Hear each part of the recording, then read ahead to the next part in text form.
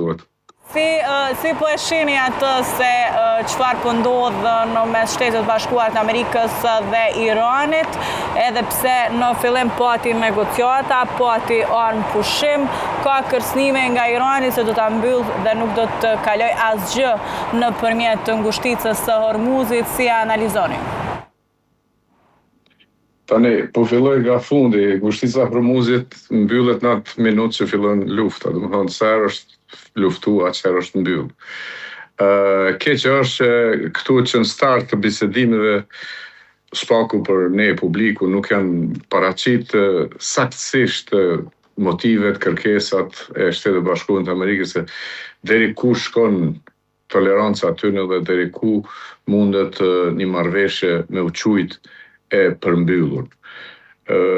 Detyrimi që i ka shku Iranit nga Shtetet Bashkuara të Amerikës ka qenë detyrim, do të thonë nuk ka qenë marrëveshje vullnetare. Kështu që Irani nuk e ka realizuar në asnjë rast, nuk ka qenë nuk kanë qenë ndershëm në ata që e kanë deklaruar, në ata që janë marrë